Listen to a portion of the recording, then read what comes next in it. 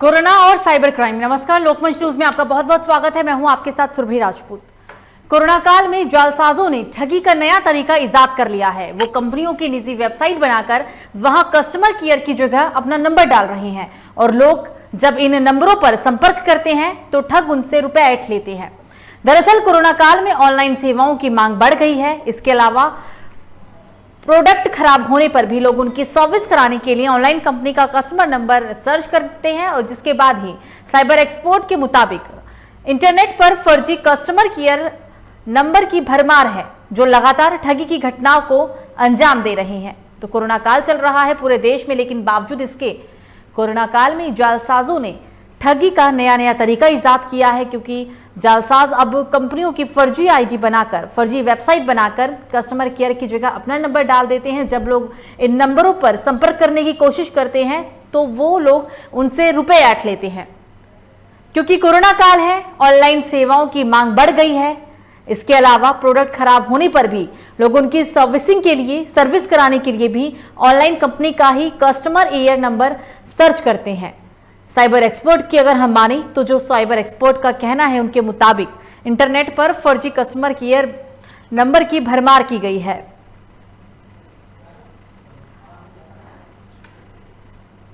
तो cyber crime को लेकर आज ये पूरा चर्चा रहेगा। साइबर क्राइम पर आज हम बातचीत करने वाले हैं। इस पर बातचीत करेंगे, हमारे साथ शिवराज होंगे एएसपी गोंडा से। उनसे जानने की कोशिश करेंगे कि जो साइबर अपराधी होते हैं, जो साइबर क्राइम के नए इजाद करते हैं, लोगों को ठगने के लिए नए तरीकों का इजाद किया जाता है, ऐसे अपराधियों के ऊपर लगाम कैसे लगाई जाए और ऐसे अपराधियों के खिलाफ प्रशासन कैसे निपटे, क्या रणनीति तैयार कर ऐसे अपराधों पर अंकुश लगाया जा सकता है।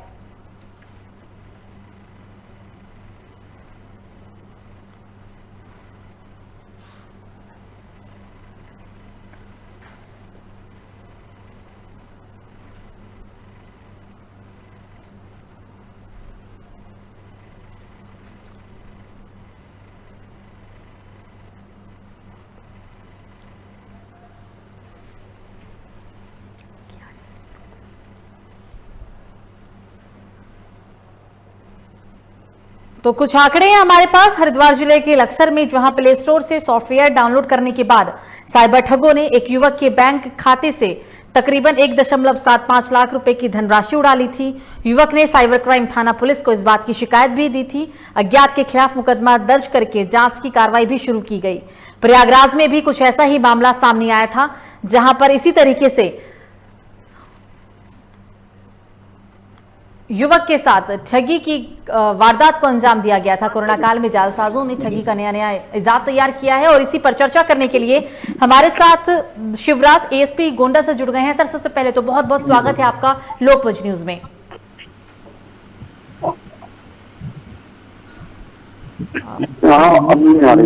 एएसपी साहब, आवाज आ रही है सर? जी, आवाज आ रही है सर। बहुत बहुत स्वागत है आपका लोकमंच न्यूज में सर। जी धन्यवाद, बहुत बहुत धन्यवाद। आपने बहुत ही समसामयिक समस्या उठाई है। जैसा कि कोरोना महामारी के दौरान पिछले वर्ष पूर्ण रूप से लॉकडाउन लगाया गया था, इस वर्ष आंशिक लॉकडाउन रहा। ऐसी स्थिति में लोगों का ऑनलाइन परचेजिंग का प्रवृत्ति बढ़ी। दूसरा, साइबर फ्रॉड करने वाले लोगों का भी अपराध का करने का तरीका बढ़ा और हमारे पास बहुत सारी शिकायतें आने लगी। ऐसी स्थिति में हम लोगों ने भी उसमें उन समस्याओं से निपटने के लिए पूरी तैयारी करी और जो भी शिकायतें आ रही थी उनका जो हमारी गाइडलाइन थी उसके आधार पर हम लोगों ने तैयारी करी और कोशिश करके जो भी हो सकता है हमने किया। हम लोगों ने एक नई बात ये करी कि जितनी भी शिकायतें आ रही हैं उन सबको तुरंत विदिन 24 आवर्स अटेंड किया। थाने में कोई शिकायत गई या हमारे पास आई, अधिकारियों के पास आई, उसको तुरंत साइबर सेल में, साइबर स्टेशन में डाला गया। जैसा कि अभी आप बता रहे थे कि बहुत सारे साइबर फ्रॉड हुए। अभी हम लोग विगत 2 महीनों के अंदर हम लोगों ने 18 केस में करीब 9,52,000 रुपए रिकवर वापस कराए हैं उनको, पीड़ितों को। तो इस संबंध में हमारा यही कहना है कि साइबर फ्रॉड की घटनाएं बढ़ रही हैं और कोरोना महामारी के दौरान और ज्यादा बढ़ी हैं। इसमें इनसे बचने का एक तरीका है, बचाव बहुत बेहतर तरीका है। बचाव के लिए यह है कि जो भी हमें, जो हमारी फाइनेंशियल इंफॉर्मेशन है, जो पर्सनल इंफॉर्मेशन है, सेंसिटिव पर्सनल इंफॉर्मेशन है, तो किसी के साथ शेयर नहीं करनी है। और ये हमको बखूबी मालूम होना चाहिए कि जो बैंक से संबंधित कार्रवाई फोन के माध्यम से नहीं करी, हमने बैंक में जाके करनी है। ज्यादातर लोग सोशल इंजीनियरिंग अटैक्स का शिकार हो जा रहे हैं और उनके माध्यम से अपनी बहुत सारी गोपनीय इंफॉर्मेशन दे देते हैं। जैसा आईटी एक्ट जब 2000 जब से लागू हुआ, उसके बाद जो ये हम लोगों के मोबाइल फोन में ओटीपी आता है, ये ओटीपी नहीं है, ये एक तरह से ई साइन है। और हम कोई भी आदमी हमसे पूछता है कि हमें अपना ओटीपी बता दीजिए, तो हम उसे अपना ओटीपी नहीं दे रहे, बल्कि हम अपना सिग्नेचर हैंड ओवर कर रहे हैं। जब आपका सिग्नेचर उसे पता चल गया तो आपके ही खाते से पैसा निकाल लेता है। तो इस संबंध में बचाव बहुत जरूरी है। कोई भी आदमी अगर आपसे किसी मोबाइल फोन से संपर्क कर रहा है, आपकी केवाईसी अपडेट कराने की बात कर रहा है, या कोई भी किसी तरह से प्रलोभन दे रहा है कि हम आपका ये करा देंगे, तो उसमें आपको सतर्क रहना है। किसी कोई जानकारी साझा नहीं करनी। अगर आपने कोई फाइनेंशियल इंफॉर्मेशन आपने शेयर की तो फिर आप फ्रॉड का शिकार होंगे। तो पहला मेरा यही कहना है कि हमें बचाव करना है। दूसरा, अगर कोई घटना हो जाती है तो तुरंत अपने बैंक को बताइए और नियरेस्ट पुलिस स्टेशन को बताइए।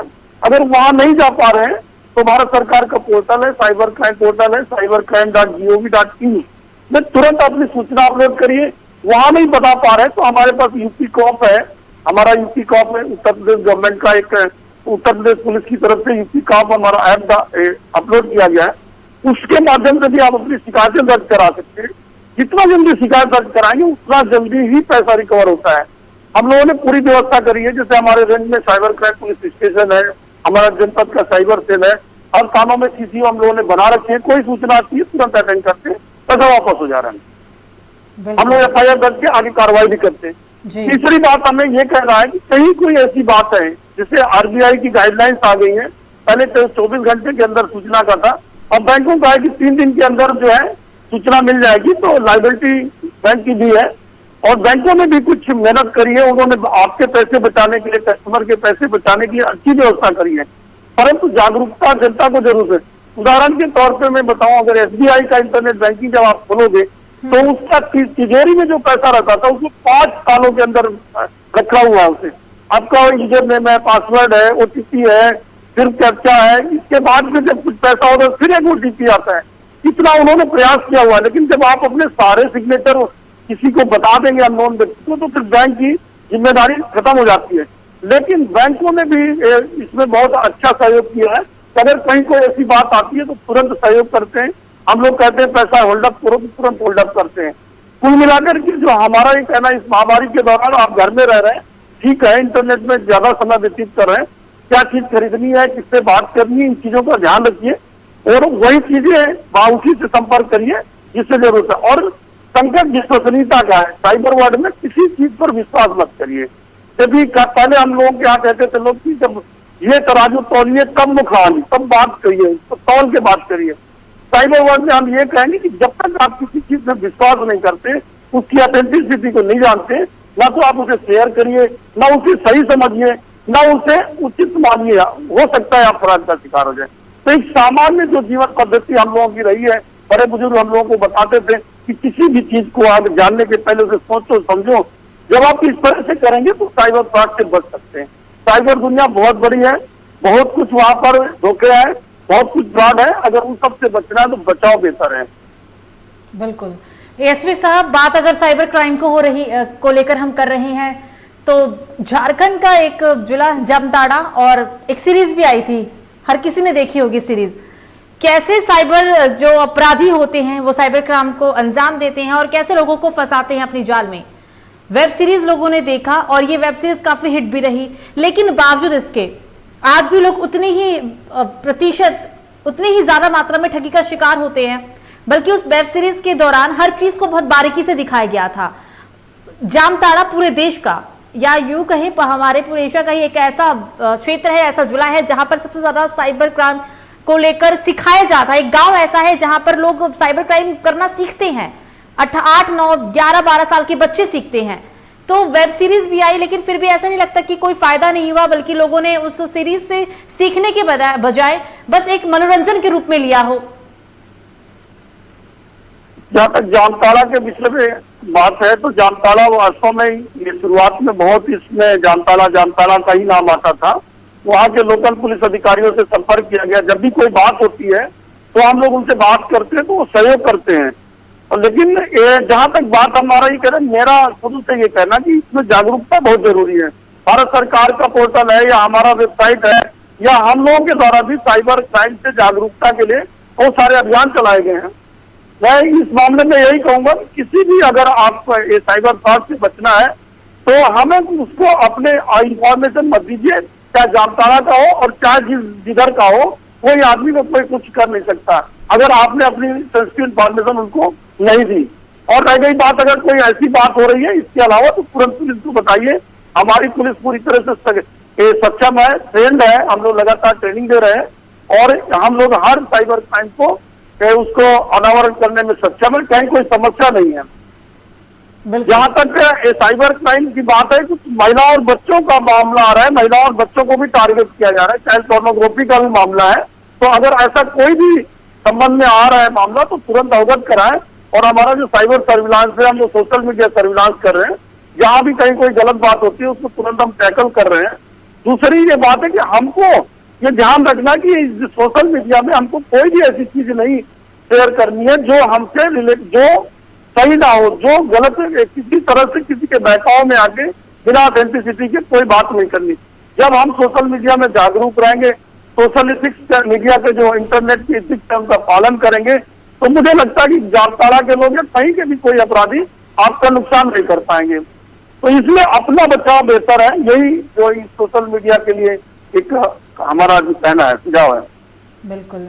एसपी साहब, साइबर क्राइम से संबंधित जो ज्यादा लोग शिकार होते हैं या तो वो टीनेजर्स होते हैं या फिर महिलाएं होती है, लेकिन एक ऐसी संख्या भी है, ऐसे भी लोग हैं जो पढ़े लिखे हैं, ऐसे क्राइम को लेकर वो बहुत अच्छी तरीके से जानते हैं कि ओटीपी आएगा तो आपको ओटीपी शेयर नहीं करना या किसी ऐसे लिंक पर आपको क्लिक नहीं कर रहा जिससे आप ठगी के शिकार हो जाएं।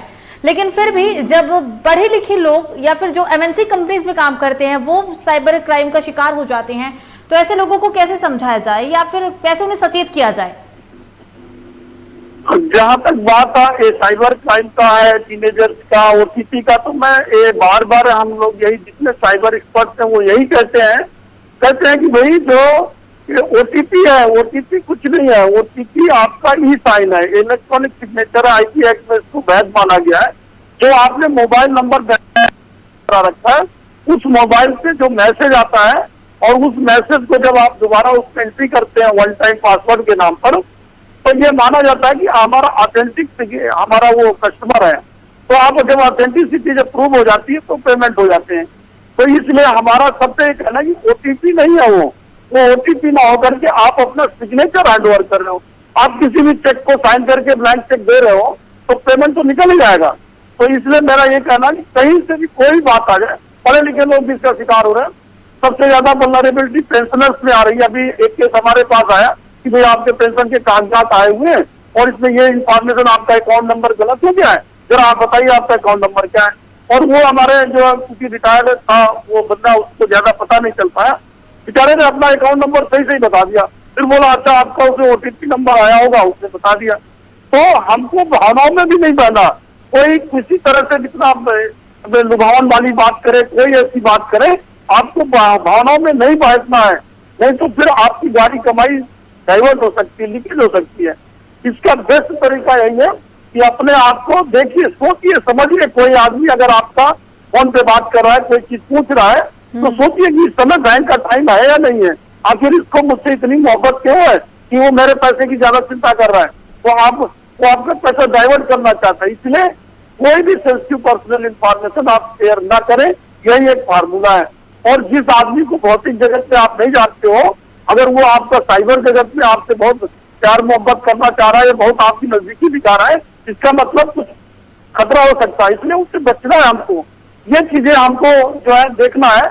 अगर हम सतर्क रहेंगे, सावधान रहेंगे, तो साइबर क्राइम और साइबर फ्रॉड से बचे रहेंगे। बिल्कुल सर, कोरोना काल में साइबर क्राइम जैसे अपराधों की संख्या बहुत ज्यादा बढ़ी है क्योंकि लोग घर में हैं, ऑनलाइन ऐप यूज करते हैं, ज्यादा से ज्यादा मात्रा में ऑनलाइन खरीदारी भी किया जाता है। और अगर जाहिर सी बात है ऑनलाइन खरीदारी कर रहे हैं, अगर उससे संबंधित कोई भी परेशानी है तो आप चाहेंगे कि ऑनलाइन ही उसका समाधान भी हो जाए।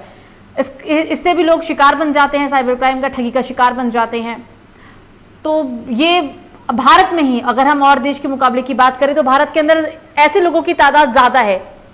क्या आपके लिए, ऐसे लोगों के लिए आपका मैसेज होगा? ऐसा है कि पहली बात तो सावधानी रखना है। अगर किसी तरह से कोई अपराध का शिकार हो गए, अपराध का शिकार हो गए हैं, तो अगर आप लॉकडाउन की वजह से या किन्हीं अन्य कारणों से अगर आप पुलिस स्टेशन नहीं जा पा रहे हैं, तो भारत सरकार का जो साइबर क्राइम पोर्टल है उसमें आप अपलोड कर सकते हैं इंफॉर्मेशन। हमारे पुलिस स्टेशन के और हमारे जिलों के नंबर आप उसमें डाले गए हैं, आप उसमें भी आप कर सकते हैं। यूपी कॉम में अपनी इंफॉर्मेशन डाल सकते हैं। अपने बैंक के जो आप रजिस्टर्ड ईमेल रहता है, हर आपका जो है पासबुक होती है, बैंक की पासबुक, उस पर मेल आईडी भी लिखा रहता है। अब तुरंत आप उसको इन्फॉर्म करिए, संबंधित संस्था को, पुलिस को इन्फॉर्म करिए। तो जब पुलिस को इन्फॉर्म करेंगे, आजकल हम लोगों ने व्हाट्सएप के माध्यम से भी सूचना लेना शुरू कर दिया है। कोई अगर व्हाट्सएप से भी हमको अवगत करा दे रहा है कि हमारे पैसे निकल गए, तो तुरंत हमारा साइबर सेल में हमारे सीसीओ सतर्क हो जाते हैं और कार्रवाई शुरू कर देते हैं। अगर वो देहात से या कहीं ग्रामीण इलाकों में भी इस तरह के केसेज आ रहे हैं, तो जब तक हमारे पास घंटे 2 घंटे में आता है, तब तक हम उसका पैसा ब्लॉक करा लेते हैं। तो हमारा ये कहना कि आप सतर्क रहिए। अगर कोई अपराध हो जा रहा है, किसी के साथ भी अपराध हो रहा है, तो शर्म या संकोच करने के बजाय आप आइए। अब जहां तक पुलिस में या बैंक में पहले ये था कि बैंक जाओ, पुलिस वाले कहते बैंक जाओ, बैंक वाले कहते पुलिस जाओ, अब ऐसी व्यवस्था नहीं है। बैंक वाले भी सपोर्ट कर रहे हैं और पुलिस के लोग भी सपोर्ट कर रहे हैं। कहीं कोई बात हो जाए, लेकिन हम शुरू में बात जो कह रहे थे वही बात में भी कहेंगे, साइबर फ्रॉड से बचना है तो अपनी सेंसिटिव पर्सनल इंफॉर्मेशन किसी के साथ शेयर मत करिए, तभी आप बचे रहेंगे। बिल्कुल एसपी साहब, ऐसे में क्योंकि साइबर अपराध को लेकर कई लोग, ऐसा होता है कि वो ठगी का शिकार तो हो गए लेकिन हिच करते हैं बताने से, पुलिस के पास जाने से, और ज्यादातर संभावना यही होती है कि पुलिस के पास, या फिर अगर आप साइबर में ठगी का शिकार हो गए तो बहुत कम ऐसे चांसेस है कि आपका पैसा निकल जाएगा, या फिर जो आप ठगी का शिकार हुए आप सीख तो सकते हैं लेकिन बहुत कम चांसेस है कि पैसा आपका वापस आए। तो अब के समय में, क्योंकि आपने कहा कि अब पुलिस वाले भी काफी हद तक चीजों को समझते हैं, मैनेज करते हैं, बैंक वाले भी अपने ग्राहकों की समस्या को समझते हैं, पुलिस के बाहर भेजते हैं, मतलब दोनों का कोऑर्डिनेशन अच्छा है, अभी आपने बताया। जी बिल्कुल सही बात है। लेकिन हम इस बात में ये कहेंगे कि नहीं, अब हम लोग इस बात में सक्षम हो गए, इतने ट्रेंड हो गए कि अगर हमें समय से सूचना मिल जा रही है तो हम उनका पैसा वापस करा दे रहे हैं। मैं अब जब 2 महीने में अभी हम लोगों ने 18 लोगों का पैसा वापस कराया है, और अगर एक जनपद में इतने लोगों का, इसी तरह अगर हर जनपद में कार्रवाई हो रही होगी तो ये हमारे ख्याल से एक संतोषजनक कार्रवाई है, एक अच्छी कार्रवाई है। और हमारे उत्तर प्रदेश पुलिस में इसके लिए अलग से सेल बना दिया गया है और सभी साइबर फ्रॉड की समस्याओं को हम लोग अलग से टैकल कर रहे हैं, देख रहे हैं, कहीं कोई समस्या नहीं है। लेकिन हमारा यही लोगों से यही कहना है कि मोबाइल फोन में कोई भी पर्सनल इंफॉर्मेशन शेयर ना करें। कोई घटना हो जा रही है तो जो साइबर क्राइम पोर्टल में यूपी कॉम में उसको अपलोड करें या नियरेस्ट पुलिस स्टेशन को अवगत कराएं, उच्चाधिकारियों किसी भी माध्यम से जितना जल्दी हो अपने जुरिस्डिक्शन में अवगत कराएं, आपकी समस्या का हल होगा। बिल्कुल सर, ऑनलाइन ऐप है, कई सारे तरीके हैं, लेकिन हम आपसे ये जानना चाहेंगे कि आपने अपने कार्यकाल के दौरान कोई ऐसा आपको अपराध साइबर क्राइम से जुड़े जो अपने जीवन कार्यकाल में आपने दोबारा नहीं देखा हो, या फिर आप जिसे देखते हुए लोगों को सीख कुछ देना चाहते हो? बिल्कुल, हम लोग 2010 से लगातार साइबर क्राइम के केसेस में काम कर रहे हैं। पिछले 10-11 साल में हमें बहुत से ऐसे केसेस आए जिनमें जो है हम लोगों ने उसको अनावरण किया है और अच्छे से वर्कआउट किया है, तो उनके पैसे भी वापस कराए हैं। सोशल मीडिया में भी जो अपराध हुए उनको भी हम लोगों ने टैकल किया है। एक मेरे सामने एक नवविवाहित जोड़ा आया और वो, उनके हस्बैंड जो है वकील साहब थे, उन्होंने कहा कि सर हमारे साथ ये समस्या है, हमारी पत्नी का मोबाइल नंबर किसी ने फेसबुक में अपलोड कर दिया है, व्हाट्सएप कर दिया है, और इधर उधर की बातें लिख करके मुझे परेशान कर रहे हैं, पत्नी को मेरी परेशान कर रहे हैं, और सर हम कुछ करना नहीं चाहते हैं लेकिन हमारी ये समस्या का हल कराओ। तो हमने उनसे कहा कि समस्या तो हल होगी लेकिन पहले हमें बताइए तो क्या बात है।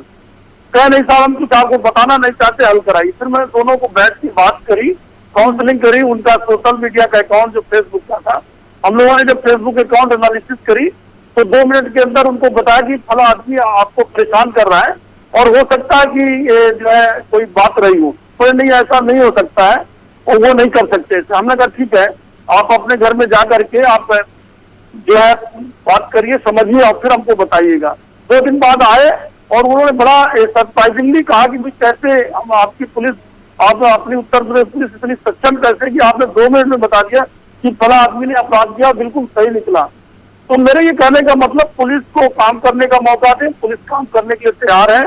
बहुत सारे केसेज आए हमारे पास। अभी एक बड़ा इंपॉर्टेंट केस आया था, एक महिला का केस आया था, उसको दिल्ली से बार बार फोन करके परेशान किया जा रहा था, तो उसको हम लोगों ने बड़े अच्छे से टैकल किया। और छोटे बच्चों के भी मामले आए, साइबर बुलिंग के, साइबर स्टॉकिंग के केसेज आए, साइबर डिफॉर्मेशन के केसेज आ रहे हैं, सेक्सिंग का बड़ा मामला आ रहा है। आजकल जो ऑनलाइन जो मैसेजेस व्हाट्सएप में मैसेजेस भेज दे रहे हैं, तो सभी धाराओं पे हम लोग FIR भी सही धाराओं पे दर्ज कर रहे हैं, कार्रवाई कर रहे हैं। जहां तक हमें मानना है, हम ये मानते हैं कि हम लोग समय के साथ बदल रहे हैं। साइबर क्राइम को टैकल करने में उत्तर प्रदेश पुलिस अच्छे से सक्षम हो रही है और आगे भी हम लोग और अच्छा काम करेंगे। लेकिन फिर भी हम वहीं पर जा रहे हैं, पहली बात पे जा रहे हैं कि जिसे आप नहीं जानते हैं उसके साथ कोई भी इंफॉर्मेशन शेयर करने से बचे और साइबर अपराधों से बचे रहेंगे। जिसे आप नहीं जानते हैं उसके साथ फेसबुक या सोशल मीडिया में दोस्ती करने से बचें। ऐसा कोई मैसेज जिसकी ऑथेंटिसिटी आपको नहीं जानते हैं उसको शेयर करने से बचें। ऐसी कोई जानकारी जो आपके किसी के डिफेमेटरी हो सकती है उसको लाइक शेयर करने से बचें। इस तरह के जो इंटरनेट एथिक्स का जब आप पालन करेंगे तो अपने आप को सही चलता रहेगा। सोशल मीडिया के जमाने में हम लोगों को बहुत सतर्क रह करके कोई चीज लिखनी है, कोई चीज शेयर करनी, क्योंकि IT एक्ट के आने के बाद जो भी चीज आप जो है इंटरनेट में लिखते हो, फेसबुक में पब्लिश करते हो, व्हाट्सएप में डालते हो, वो सब एकदम पब्लिश होते ही ऑनलाइन हो जाता है, पब्लिक डॉक्यूमेंट हो जाता है और फिर उसमें लायबिलिटी उसी की होती है जो बंदा उसको शेयर करता है। इसलिए हमारा यही कहना है कि आप अपने आपको कंट्रोल में रखिए, जो चीजें आपको शेयर करनी है वही शेयर करें, किसी कंट्रोवर्शियल चीज को शेयर करने से बचें। जो चीज आपसे नहीं, जिसे आप नहीं जानते हैं उस पर ऑथेंटिक होने की जरूरत नहीं है। साइबर वर्ल्ड भी एक पब्लिक प्लेस है, वहां पर जो भी जानकारी आप शेयर कर रहे हैं उसमें उसी तरह से कार्रवाई होगी जिस तरह से सामान्य जो मामलों में कार्रवाई होती। बिल्कुल। कोरोना काल में जैसा देखिए जी, मतलब सिर्फ धनहानि अगर आप मानसिक रूप से परेशान हो रही हैं तो ये भी साइबर अपराध की श्रेणी में ही आता है। एसपी साहब, हम आपसे जानने की कोशिश करेंगे और दर्शकों को भी बताने की कोशिश करेंगे कि साइबर क्राइम सिर्फ यही नहीं कि आपका पैसा आपके खाते से चला गया तो वही एक साइबर क्राइम के श्रेणी में है। ऐसे बहुत सारी चीजें हैं। सोशल मीडिया पे अगर आपको कोई परेशान कर रहा है तो वो भी एक साइबर अपराध की श्रेणी में ही है। लेकिन आप हमें थोड़ा ब्रीफ करके बताएं कि कौन कौन से अपराध हैं जो साइबर श्रेणी में हम उसे काउंट कर सकते हैं। ऐसा है कि जो हमारा भारतीय कानून है, भारत सूचना प्रौद्योगिकी अधिनियम 2000 है, उसमें कुछ 2 तरह के अपराध दिए गए। एक दीवानी प्रकृति के अपराध है और एक आपराधिक प्रवृत्ति के। धारा 43 में 7-8 तरीके के दीवानी प्रवृत्ति के अपराध है कि बिना किसी इंटेंशन के आप किसी के मोबाइल को उठा लेते हैं और आप उसको खोल के देखने लगते हैं, ये मतलब ये दीवानी प्रकृति का अपराध है। लेकिन अगर आपने बेईमानी और कपटपूर्वक उसको फोन का इस्तेमाल करते हैं, इसके फोन का इस्तेमाल करके हम कोई गलत काम कर ले तो वो आपराधिक प्रवृत्ति का है। तो धारा 66 IT एक्ट में कई सारे अपराध दिए गए हैं।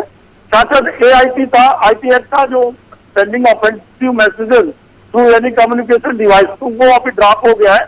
अब हमारा 66D IT एक्ट में है कि कोई भी एक चोरी का कंप्यूटर या मोबाइल आप इस्तेमाल कर रहे हो, वो इसी तरह 66 IT एक्ट है कि किसी का साइन चोरी करके OTP मांग लेते हो और इसके बाद अपराध करते हो। 66D में है। इसी तरह 66D में है, अगर इम्पर्सोनेशन करके आप कोई गलत ID बना करके आप कार्रवाई करते तो वो 66E में किसी की प्राइवेसी वायलेशन करते हैं। 66F में है साइबर टेररिज्म का, कि साइबर क्राइम से आप कोई टेररिज्म एक्टिविटीज करते हैं। 66F में आजीवन कारावास तक की सजा है। इसी तरह अगर आप सोशल मीडिया में कोई अश्लील मैसेज भेजते हैं तो 67 IT एक्ट का अपराध है। साइबर वर्ल्ड में अगर आप अश्लील वीडियो भेजते हो 67A IT एक्ट का अपराध है। तो अगर बच्चों से संबंधित कोई अश्लीलता का प्रचार प्रसार करते हैं 67B चाइल्ड पोर्नोग्राफी ये IT एक्ट का अपराध है। इसी तरह 72 और 72 में अगर प्राइवेसी वायलेशन कर रहे हैं तो वो इस तरह के अपराध है। कुल मिला के अगर हम अपने IT एक्ट को देखेंगे उसमें बहुत से ऐसे अपराधों का जिक्र है कि वो हो रहे हैं और उनमें हम लोग FIR दर्ज कर रहे हैं और कार्रवाई कर रहे हैं। हमें इस IT एक्ट को पढ़ना समझना बहुत जरूरी है। अगर हम नहीं समझेंगे तो जाने अनजाने हमसे कोई ना कोई अपराध हो जाएगा। इसलिए कोई भी व्यक्ति जो साइबर वर्ल्ड में है, साइबर जो है इंटरनेट का इस्तेमाल कर रहा है, व्हाट्सएप, मोबाइल, फेसबुक पे है, तो उसे थोड़ा सा जो है इस दुनिया को समझने की जरूरत है। बिल्कुल। एसपी साहब, आपसे लास्ट प्रश्न यही है, कोरोना काल चल रहा है, पुलिस कर्मियों के लिए ये जो समय है वो बहुत ही ज्यादा चुनौतीपूर्ण है। आपराधिक घटनाएं बढ़ रही है, साइबर क्राइम भी बढ़ रहा है, लोगों को जागरूक भी करना है, महामारी से भी बचाना है, खुद भी सुरक्षित रहना है, देश को भी सुरक्षित रखना है। लोगों को क्या संदेश देना चाहेंगे आप इस चैनल के जरिए, लोकमंच न्यूज चैनल के जरिए? महामारी के दौरान जो कुछ नई तरह की चुनौतियां आई, उनका हम लोगों ने अच्छे से निर्वहन किया है। जो भी बीमार लोग थे उनको दवाएं उपलब्ध कराई गई, वैक्सीनेशन कराया गया और पुलिस को बचाए रखा गया, पुलिस के समय से काम दिया गया, उनको मानसिक रूप से संतुलित रखा गया। ये भौतिक दुनिया का काम था। साइबर दुनिया में अलग तरह की बातें चल रही थी, बहुत सारी अफवाहों की बातें थी और बहुत सारा जो है इस तरह की बातें हो रही थी जो पहले सुनी नहीं गई थी।